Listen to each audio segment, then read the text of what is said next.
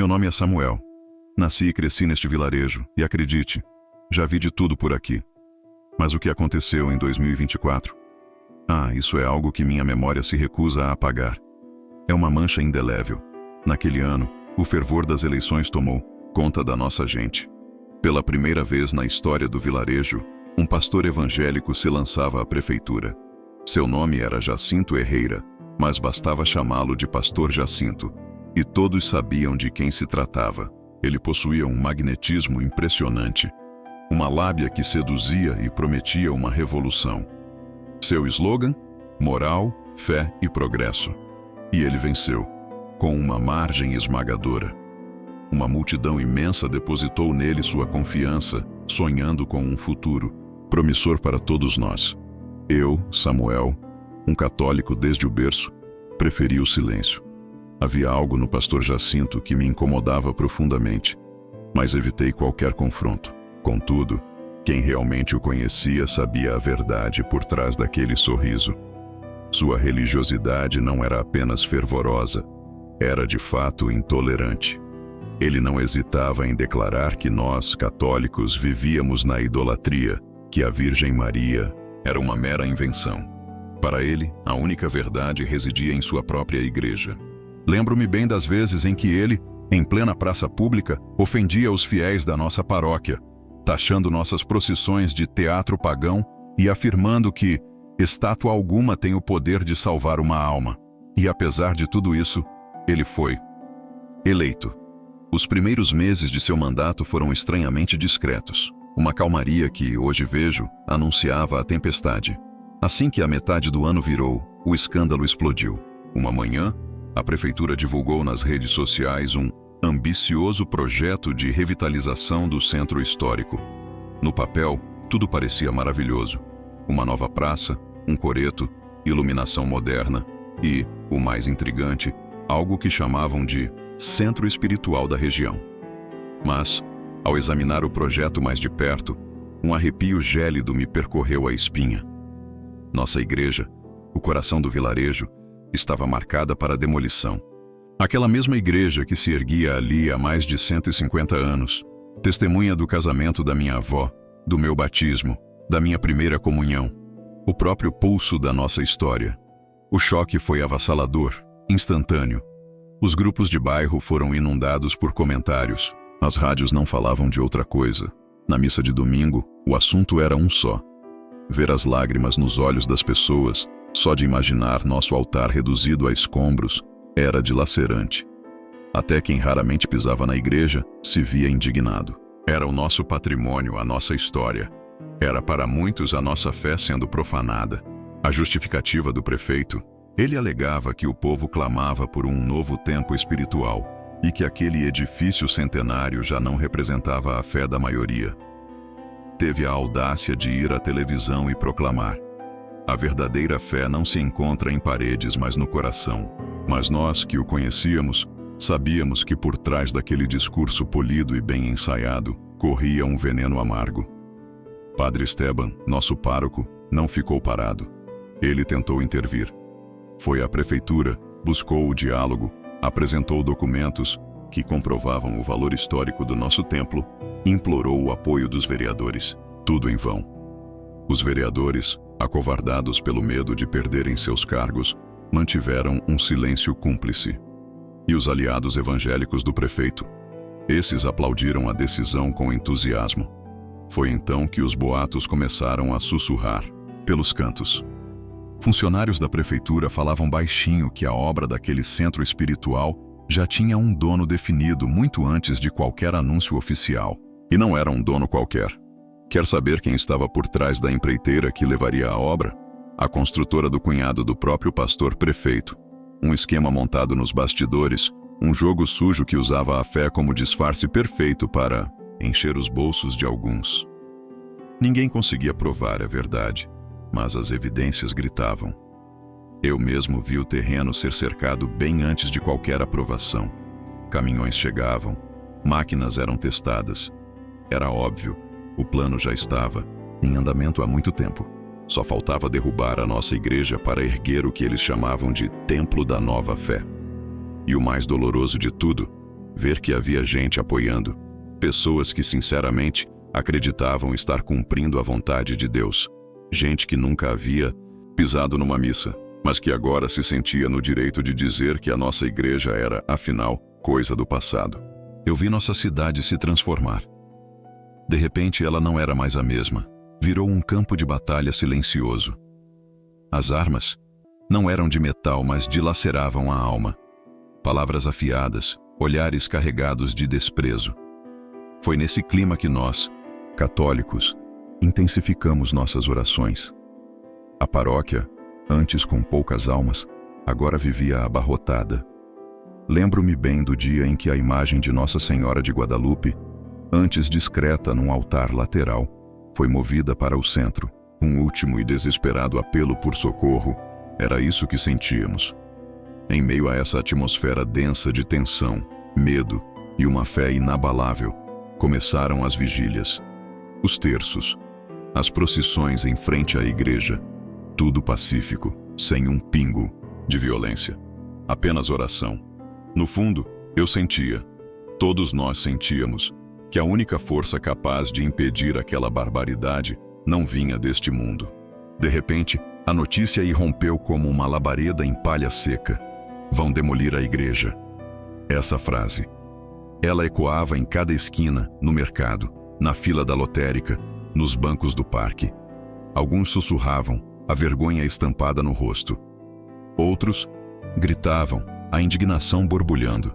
Mas todos nós, sem exceção, sentíamos o mesmo nó sufocando o peito. Aquela igreja não era só pedra e cimento para mim.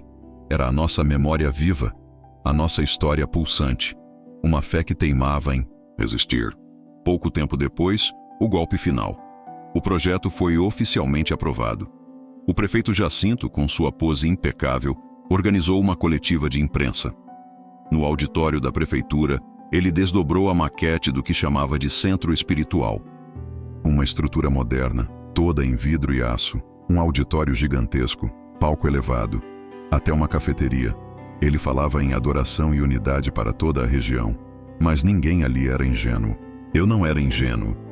A arquitetura, o design, até aquele logotipo no canto da apresentação, tudo gritava o nome da sua própria igreja, a mesma de onde ele pregava contra nós, católicos, nos chamando de adoradores de barro e dizendo que a Virgem era uma imagem inútil. Aquilo, para mim, não era um centro interreligioso. Era um templo disfarçado. Um projeto pessoal, financiado com o nosso dinheiro, o dinheiro do povo. A indignação só aumentava, mas era uma rebelião silenciosa. Ninguém ousava confrontar o prefeito diretamente. Ele tinha poder, tinha seus seguidores, e pior, usava a religião como um escudo impenetrável. Foi então que nós, católicos, nos organizamos de outra forma. Vigílias, novenas, terços comunitários. A igreja do povoado, que antes era uma casa, virou um santuário fervilhante todos os dias. Eu via pessoas ajoelhadas no chão, as lágrimas escorrendo. Gente que mal aparecia na missa agora chegava com uma vela acesa na mão. E sim, eu estive lá em muitas daquelas noites. Vi mães rezando com uma força que parecia mover montanhas por seus filhos. Idosos com o terço tão apertado, entre os dedos que parecia parte deles. Jovens cantando, suas vozes puras aos pés da imagem de Nossa Senhora de Guadalupe. Era uma força que não nascia da política, nem de qualquer poder terreno. Nascia de algo muito mais profundo. Era a dor espiritual de sentir que estavam nos arrancando algo sagrado da alma. E o prefeito, impassível, ele ignorava cada apelo da paróquia, cada assinatura do povo, cada carta enviada pela diocese. Nas redes sociais, ele nos taxava de religiosos atrasados. Dizia que Deus não habita em prédios velhos, mas em corações renovados. Um dia, porém, eles ultrapassaram todos os limites. Era uma sexta-feira à tarde quando as obras preliminares começaram. Eu me lembro, um caminhão da prefeitura chegou despejando cones, placas de advertência e cercas metálicas. Em questão de horas, trabalhadores já mediam o terreno ao redor da igreja. E para apertar ainda mais o nó em meu peito, um trator foi estacionado bem ao lado da capela lateral. Foi nesse exato momento que vi Dona Carmen, uma senhora de 80 e tantos anos, ajoelhar-se ali mesmo, na porta da igreja, sob o sol implacável. Ela começou a rezar em voz alta, seu corpo frágil, curvado, mas sua voz firme, entoando um terço após o outro. As pessoas, como ímãs, começaram a se aproximar. Em pouco tempo, mais de 100 pessoas a rodeavam. Rezavam em silêncio, as lágrimas escorrendo, mas a fé gritando em cada olhar. Os jornais locais noticiaram: católicos fazem resistência pacífica contra a demolição. Mas ninguém do governo se pronunciou. Para eles, era como se a fé do povo não existisse.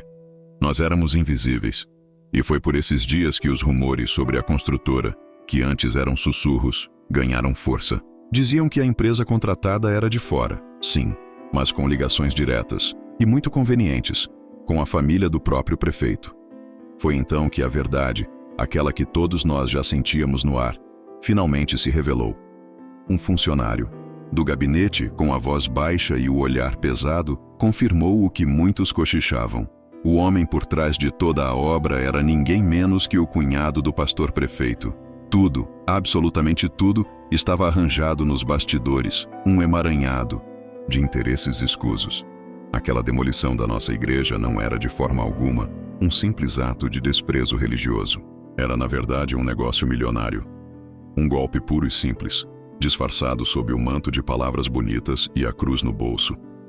Mas por mais que tentassem nos abater, a fé do nosso povo, essa só crescia. No domingo que se seguiu, o padre Esteban, com sua força inabalável, organizou uma missa campal bem ali, em frente à igreja. A resposta foi impressionante. Gente de outros povoados, fiéis que há muito tempo estavam afastados, e até mesmo alguns evangélicos que se recusavam a compactuar com as atitudes do prefeito, todos vieram. Não era um grito de guerra, nem uma afronta. Era uma súplica coletiva, um clamor silencioso que dizia: não nos tirem a nossa casa. Eu me lembro perfeitamente daquele dia.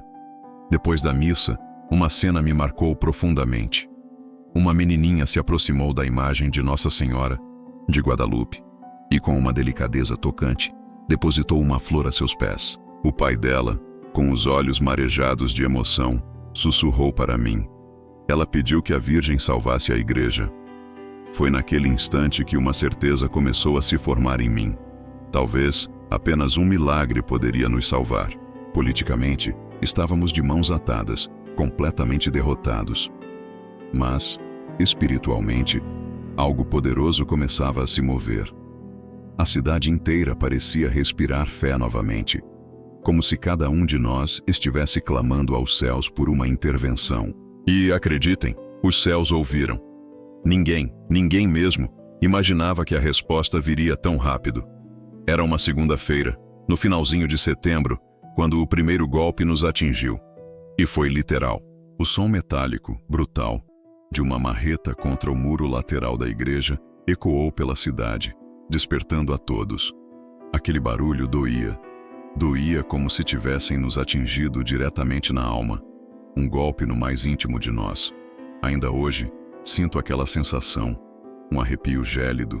Era como presenciar uma blasfêmia ao vivo, um ataque violento ao coração do sagrado. Naquele primeiro dia, o muro externo veio abaixo, e o pior, justamente a parte onde se encontrava uma antiga e venerada pintura da Virgem, foi destruída. Sem piedade, sem aviso, sem um pingo de respeito. A prefeitura simplesmente surgiu, do nada, com operários, fitas de segurança e caminhões. Cercaram nossa igreja como se fosse um foco de perigo público, um lugar a ser isolado.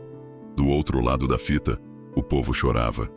Via homens e mulheres com terços nas mãos, outros segurando cartazes improvisados que imploravam pelo fim daquela loucura. O prefeito, ele nem sequer teve a coragem de aparecer. Em vez disso, gravou um vídeo, com aquela voz mansa e calculista. Disse que a resistência era esperada, que nem todos compreendem os planos de Deus, e que aquele novo centro espiritual seria um divisor de águas na fé do povo. Pura mentira, uma farsa descarada. Até mesmo os mais neutros, aqueles que tentavam se manter à margem, começavam a enxergar a verdade. Aquela obra não era para Deus, nem para o povo. Era para ele, para seu nome, para seu próprio culto à vaidade. A raiva que borbulhava em nós se misturava com uma sensação esmagadora de impotência. Tínhamos feito a denúncia, claro, e levado tudo à justiça. Mas os juízes do distrito simplesmente não queriam se envolver. Alegavam que toda a papelada estava em ordem. E para nossa frustração, de fato estava. Mas como? Sabe-se lá como. Tudo parecia cuidadosamente amarrado, cada brecha fechada para que ninguém pudesse intervir. Na terça-feira, eles derrubaram a calçada dos fundos. Na quarta, foi a vez do pequeno campanário lateral, um pedaço da nossa história que se desfez em pó. Foi nesse ponto que o padre Esteban, em um ato de desespero e fé, decidiu algo que jamais havia feito antes. Ele convocou uma vigília permanente. A praça em frente à igreja logo se transformou. Montamos tendas, trouxemos imagens sagradas, acendemos velas, organizamos bancos de madeira. A cada 3 horas, grupos de fiéis se revezavam, mantendo a chama da oração acesa. Pela manhã, o rosário ecoava. À tarde, as ladainhas. À noite, os cânticos preenchiam o ar. E de madrugada, o silêncio. Ah, aquele silêncio profundo, que só existe quando um povo inteiro está falando diretamente com Deus. Eu mesmo participei de quase todas as vigílias. Testemunhei cenas que jamais esquecerei. Vi senhoras, algumas mal conseguindo andar, chegando de táxi com muletas, apenas para rezar uma dezena do terço. Vi homens rudes de pele curtida pelo sol do campo, ajoelhados com os olhos marejados de lágrimas. Vi crianças, em sua pureza, desenhando a Virgem e colando seus desenhos nas grades da igreja, como pequenas preces visuais. Era tudo tão lindo, tão puro e, ao mesmo tempo, tão dolorosamente triste, porque por mais que nossas orações subissem ao céu, sabíamos que o altar, o coração da nossa fé, continuava marcado para cair. E então, numa noite, algo realmente estranho aconteceu. Algo que, até hoje, me arrepia a alma. Era quinta-feira, por volta das 2 da manhã. O frio apertava. O padre Esteban já tinha ido descansar e restávamos apenas umas 7 ou 8 pessoas na vigília. Eu estava entre elas. Estávamos em um silêncio quase sepulcral, sentados com cobertores nos ombros. Alguns cochilavam, outros murmuravam suas orações. De repente, sem aviso, todas as velas sobre a mesa se apagaram ao mesmo tempo. Não havia vento, nem brisa. Nada que pudesse justificar aquilo. Simplesmente se foram. Um calafrio nos atingiu. Ficamos assustados, claro. Alguém tentou acendê-las novamente, mas o fósforo não riscava. O isqueiro falhou. E foi exatamente nesse instante de escuridão e desespero que ouvimos um ruído, um som vindo de dentro da igreja. Naquele instante, todos nós nos viramos. Juro que a porta principal, aquela que a prefeitura havia trancado a chave, se abriu sozinha. Eu ouvi o ranger lento, como se alguém a empurrasse por dentro.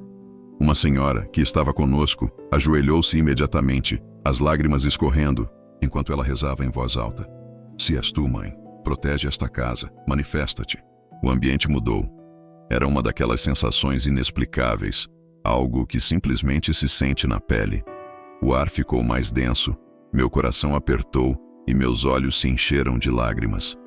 Justo naquele momento, a luz do poste da praça invadiu a porta aberta. Por um segundo, a imagem de Nossa Senhora de Guadalupe, mesmo distante, pareceu brilhar. Não havia ninguém lá dentro. Ninguém abriu aquela porta, mas ela permaneceu entreaberta até o amanhecer. Ninguém se atreveu a fechá-la. Na manhã seguinte, um grupo de senhoras entrou na igreja e encontrou o chão do altar coberto de pétalas de rosas, rosas vermelhas vibrantes. Ninguém sabia de onde tinham vindo. Elas não estavam lá no dia anterior, nem nos cultos, nem nas novenas. E o mais intrigante, estavam frescas como se alguém as tivesse deixado ali com o maior cuidado. Foi então que os rumores de uma aparição começaram a circular. Alguns diziam que uma senhora a tinha visto, mas preferiu não revelar seu nome. Outros falavam de uma luz intensa, de um perfume que pairava no ar, de uma voz que sussurrava: "Este lugar é meu." O padre Esteban, sempre com sua prudência habitual, não confirmou nada, mas pediu que todos se mantivessem firmes na fé. E naquele mesmo dia, algo totalmente inesperado aconteceu. Um carro preto estacionou discretamente ao lado da igreja. Dele desceu o próprio prefeito Jacinto, sem câmeras, sem seguranças, sem dizer uma única palavra. Ele entrou sozinho e permaneceu lá dentro por quase meia hora. Quando saiu, seus olhos estavam vermelhos. Nós, o povo, sem entender nada, apenas o observávamos em silêncio. Foi naquele momento que a esperança voltou a se acender em nós, como uma brasa que ainda ardia sob as cinzas. Porque se até o prefeito havia entrado ali, era porque algo estava acontecendo, algo maior do que todos nós poderíamos imaginar. Depois daquele dia em que o prefeito entrou sozinho na igreja e saiu com os olhos avermelhados, nossa cidade mergulhou num silêncio profundo. Não houve anúncios, nem coletivas de imprensa, nem vídeos explicativos. Apenas o silêncio. Um silêncio diferente, carregado da expectativa de que algo grandioso estava prestes a acontecer. As obras pararam. Ninguém sabia o porquê. O trator permaneceu ali, coberto por uma lona. Os operários não voltaram e o pessoal da construtora, antes visto diariamente na prefeitura, simplesmente desapareceu. Nem mesmo o cunhado do prefeito, o futuro encarregado do tal centro espiritual, foi visto novamente no vilarejo.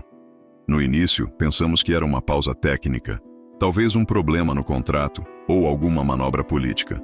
Mas o tempo passou e o assunto morreu. Nenhuma palavra sobre a demolição, nenhuma menção ao centro espiritual. Era como se o projeto tivesse evaporado no ar. Mas nós, que vivemos tudo desde o início, sabíamos que não era uma coincidência. Aquela visita do prefeito à igreja mudou tudo. Eu só soube o que realmente aconteceu lá dentro semanas depois.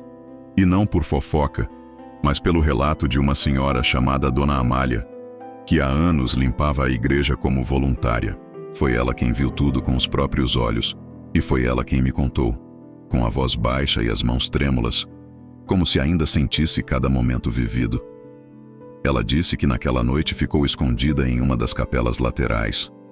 Não queria ir embora, mas também não queria interromper. Estava rezando sozinha quando viu o prefeito entrar, sem pressa, sem celular, com um olhar estranho, pesado. Ele caminhou lentamente até o altar e parou em frente à imagem da Virgem. Ficou alguns segundos a observando. Então, começou a falar, em voz alta, com um tom que beirava a raiva ou o desespero. Segundo Dona Amália, ele disse coisas duras como: "Eu nunca entendi por que este povo te ama tanto. Você é só uma imagem, uma mulher inventada por Roma. Se existe mesmo um Deus, que ele se mostre agora, porque eu estou cansado de fingir." Foi naquele instante, me lembro bem. Dona Amália, com a voz embargada, me contou sobre o que aconteceu. Ela disse que uma brisa, mas não uma brisa qualquer, atravessou a igreja. Era quente, quase um abraço que envolvia a alma. E logo em seguida, uma luz começou a emanar da imagem. Não era um brilho forte, como o de um holofote, mas um resplendor, que parecia nascer de dentro da própria parede, uma claridade serena que crescia a cada segundo. Eu podia quase sentir o ar pesado só de ouvi-la. O prefeito, ela prosseguiu, deu um passo para trás. Ergueu a mão, como se quisesse se proteger de algo inevitável. Mas já era tarde. A imagem da Virgem, que antes parecia inanimada, olhou diretamente para ele. Sim, ela abriu os olhos lentamente e o fitou, sem desviar. Dona Amália jurou que, naquele instante, o ar na igreja ficou denso, como se o tempo tivesse parado. E ela ouviu, não com os ouvidos, mas com uma certeza que vinha do coração, uma voz feminina. Doce, sim, mas com uma firmeza que cortava o ar. "Não toque no que é de meu filho. Este lugar é sagrado. Você não manda aqui." Naquele momento, o prefeito caiu de joelhos. Não disse mais nada. Chorava como uma criança desamparada, como alguém que acabara de testemunhar o impossível. Cobriu o rosto com as mãos e permaneceu ali, imóvel, por um longo tempo. Depois, lentamente, ele se levantou, caminhou até o altar, tocou os pés da imagem com uma reverência que ninguém esperava e saiu da igreja sem olhar para trás. Dona Amália, petrificada, não se atreveu a mover um músculo sequer até que ele estivesse completamente fora. Quando, finalmente olhou de volta para a imagem, Os olhos estavam fechados e a luz havia desaparecido. Ela guardou aquilo para si por vários dias. O silêncio da experiência era pesado. Só quando viu que a obra havia sido completamente paralisada e que o prefeito nunca mais mencionou o projeto, ela sentiu que era seguro. Então, se animou a contar. Contou para mim e para outros 2 amigos de confiança. Não foi um castigo, ela nos disse com os olhos marejados. Foi uma visita. Ela não veio com raiva, veio com amor. Só quis mostrar que o sagrado não se destrói. E foi exatamente o que aconteceu. O prefeito nunca mais falou mal da Virgem ou dos católicos. Nunca. Mais fez vídeos de ataque. Nunca mais chamou as procissões de idolatria. Pelo contrário, algumas semanas depois, para a surpresa de todos, ele apareceu em uma missa. Sentou-se no último banco, discreto, com 1/3 na mão. Ninguém lhe disse nada, ninguém o apontou. Todos apenas rezaram, em um silêncio respeitoso. Ele não pediu desculpas publicamente, mas não foi preciso. Quem conhece a fé sabe quando alguém se rendeu a um milagre. O povoado voltou a respirar. A igreja permaneceu de pé, intacta. As vigílias, que antes eram atos de resistência, se transformaram em festas de gratidão. E até aqueles que antes estavam divididos por opiniões e medos, começaram a se reconciliar. Porque todos nós, de uma forma ou de outra, sentimos que algo do céu havia tocado esta terra. E quando a fé toca um povo, nada volta a ser como antes. Os dias que se seguiram àquela noite foram de um silêncio puro, mas não um silêncio ruim. Era um silêncio bom, de respeito, de espera por algo que ninguém sabia explicar com palavras, mas que todos sentíamos no fundo do peito. Até o vento na praça parecia soprar diferente, mais suave. A notícia de que o prefeito havia entrado sozinho na igreja se espalhou lentamente, como um boato, mas ganhou força rapidamente. Alguns diziam que ele foi rezar, outros que foi se despedir, e havia quem jurasse que ele teve uma visão. Mas a verdade é que ninguém sabia ao certo, e ele não disse nada. Desapareceu por vários dias. Não foi à prefeitura, não apareceu nos cultos, não deu entrevistas. As pessoas começaram a se perguntar: será que adoeceu? Arrependeu-se? Viu alguma coisa? E então, numa manhã de domingo, a cidade amanheceu com uma movimentação estranha. Desde cedo, técnicos da prefeitura começaram a desmontar as cercas metálicas que rodeavam a igreja. Retiraram as placas de área em obras que tanto nos afligiam. O trator, que estava coberto há dias, foi colocado em um caminhão e levado embora. Parecia um sonho se tornando realidade. Um milagre em andamento bem diante dos nossos olhos. Por volta das 9 da manhã, os sinos da igreja começaram a tocar. Não era dia de festa, nem de missa especial, era um domingo comum. Mesmo assim, os sinos soavam longamente, como se anunciassem algo vindo do céu, uma mensagem divina. E sem que ninguém convocasse, a praça se encheu de gente. Mães com filhos no colo, senhoras com véu branco, jovens com camisetas da Virgem, senhores de chapéu que só apareciam em grandes festas. Todos ali parados, esperando, sem saber exatamente o que. E então, o prefeito apareceu. Vinha a pé, sem carro oficial, caminhando lentamente em direção à igreja. Lembro-me claramente daquele dia. Ele chegou sem a pompa de sempre, nenhum segurança à vista, vestindo-se de um jeito que nunca tínhamos visto. Sem microfone, sem pódio. Eu o vi subir os degraus da igreja, parar diante da porta já aberta. Aquele momento, ele respirou fundo, olhou para nós, para o povo. Sua voz era firme, sim, mas eu podia sentir a angústia, a emoção na garganta dele, quase palpável no ar. Então a voz dele ecoou, rompendo o silêncio expectante. Esta igreja não será demolida. Ele continuou, com uma franqueza que nos pegou de surpresa. Eu vi o que não posso explicar, e não me cabe tocar no que é de Deus. Um suspiro coletivo varreu a praça inteira. Eu vi gente chorando, abraçando-se, muitos caindo de joelhos no chão. Não foi uma explosão de gritos ou festa, foi algo mais profundo. Uma comoção daquelas que só surgem quando o impossível de repente se torna realidade bem diante dos nossos olhos. Ele prosseguiu, a voz carregada de uma humildade nova. Eu cometi erros, confessou. Não escutei. Fui teimoso. Mas Deus teve misericórdia de mim e me mostrou o que eu não queria ver. E foi aí que aconteceu o que ninguém esperava. Ele tirou 1/3 do bolso, ergueu-o.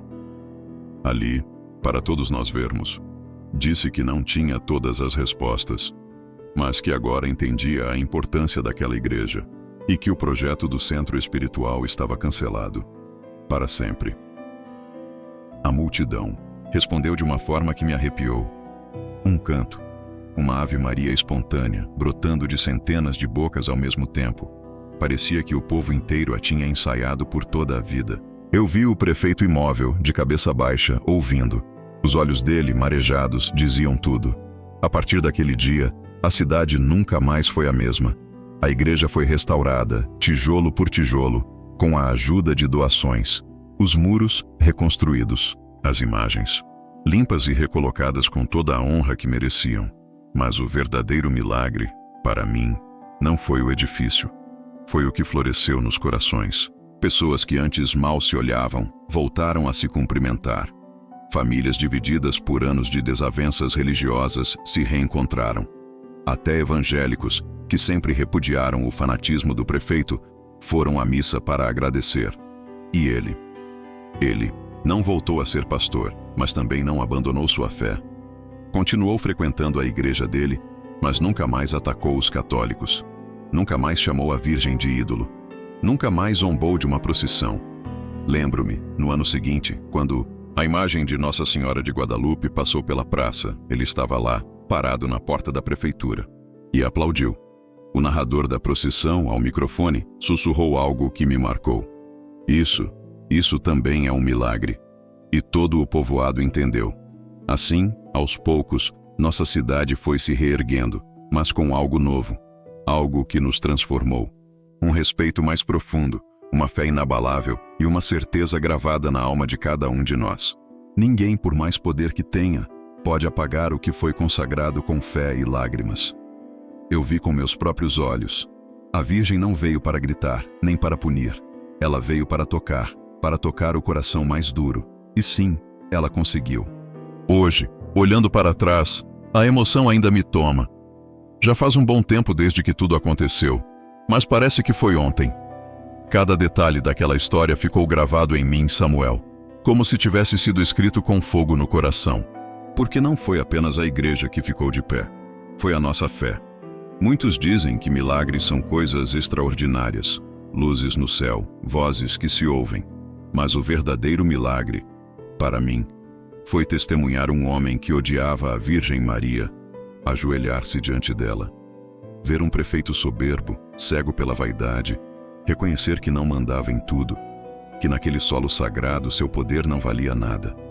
Lembro-me perfeitamente do dia em que tudo foi confirmado, as obras canceladas, a documentação anulada, o projeto enterrado. Foi numa sessão da Câmara. O presidente estava lá e, pela primeira vez, em silêncio absoluto. Apenas ouviu os vereadores confirmarem. A igreja matriz estava oficialmente preservada, registrada como patrimônio histórico e religioso do nosso povoado. Ao final da sessão, ele se levantou devagar, agradeceu e saiu. Lá fora, um grupo de senhoras o aguardava. Elas não foram para reclamar, nem com raiva. Apenas disseram com a voz embargada: "Obrigada por não tocar no que é dela." Ele baixou a cabeça e a resposta dele me marcou profundamente. Eu também agradeço a ela. Aquilo me arrepiou, Samuel, porque não foi um gesto político. Foi algo que brotou de dentro. Um sinal claro de que seu coração havia sido tocado. Talvez ainda com dúvidas, sim, mas já com uma semente de fé. Depois daquele dia, ele começou a caminhar mais pelas ruas, sem discursos, sem seguranças. E eu via, em cada passo, a prova de que a fé, quando toca, transforma para sempre. Eu, Samuel, vi tudo de perto. Lembro-me dele sentado naquele banco da praça, os olhos fixos na igreja. Antes, para muitos, ele era quase um inimigo. Mas de repente algo mudou. A cidade inteira começou a enxergá-lo de outra forma. Não mais como um adversário, mas como alguém que tropeçou e foi reerguido. É que a mão da Virgem, quando se estende, não empurra para o abismo. Ela ergue. Ela corrige com um amor que transforma. De repente, as missas lotaram. Era um burburinho constante. A imagem de Nossa Senhora de Guadalupe ganhou um lugar de honra, bem no altar principal, cercada por um mar de flores e velas. Gente de outras cidades vinha só para testemunhar. Queriam ver a igreja que diziam sobreviveu à demolição. Mas nós, os mais velhos daqui, sabíamos a verdade. A igreja não sobreviveu. Ela foi protegida. E mais do que isso, ela se tornou um farol. Um símbolo vivo de que a fé jamais se curva à intolerância. De que o amor de uma mãe é, sim, mais forte que toda a soberba humana. E que muitas vezes é justamente quando tudo parece desmoronar que o céu decide agir. Morar aqui, neste lugar, continua sendo parte de mim. Ainda vou à igreja, é claro. E cada vez que percorro o corredor central, meus olhos encontram a imagem da Virgem. É um sentimento que me invade, algo indescritível. Não é um medo fugaz, nem uma emoção passageira. É pura gratidão, uma paz que me preenche fundo. É como se ela me falasse sem uma única palavra. Eu continuo aqui. Meus netos, já os trouxe até o altar. Contei a eles essa história, mais de uma vez. E sempre repito, para que nunca esqueçam, a fé não se grita, ela se sustenta. Se um dia tentarem arrancar de vocês algo sagrado, não reajam. Não se movam, apenas rezem. Foi a oração, a nossa teimosia santa e a união inabalável que salvaram a nossa igreja. Foi essa fé que permaneceu firme, mesmo quando tudo parecia perdido. A mudança não parou no prefeito. Ela abraçou a todos. A cidade inteira se transformou. Pessoas que antes mal se cumprimentavam, agora se uniam em oração. Grupos que viviam à parte passaram a se respeitar. Lembro-me até de alguns evangélicos que no início se calaram. Depois vieram nos procurar pedindo desculpas. Muitos deles contaram que sentiram algo inexplicável os tocar. E isso para mim também é um milagre. Um milagre não se encerra quando as luzes se apagam. Ele persiste. Ele vive nas pessoas, nos pequenos gestos, nas histórias que continuamos a contar. Hoje, quando alguém me pergunta se eu vi a Virgem, minha resposta é sempre a mesma. Sim. Não com os olhos que enxergam o mundo, mas com a alma. O que ela realizou aqui é inegável. Foi algo real. Foi forte. Foi para sempre. E a igreja? Ela está lá, linda, firme, mais vibrante do que nunca. Cada vez que os sinos tocam, eu fecho os olhos. Agradeço. Obrigado, Virgem Santa. Murmuro. Obrigado por ter ficado. Obrigado por nos mostrar que nunca, jamais, estamos sozinhos. Se você por acaso já duvidou, sentiu-se pequeno ou pensou que a fé não tem poder diante das forças do mundo, lembre-se desta história. Lembre-se do nosso povoado. Lembre-se daquele milagre que desabrochou justamente quando ninguém mais acreditava. Porque ele veio. E quando um milagre assim se manifesta, nada volta a ser como era antes.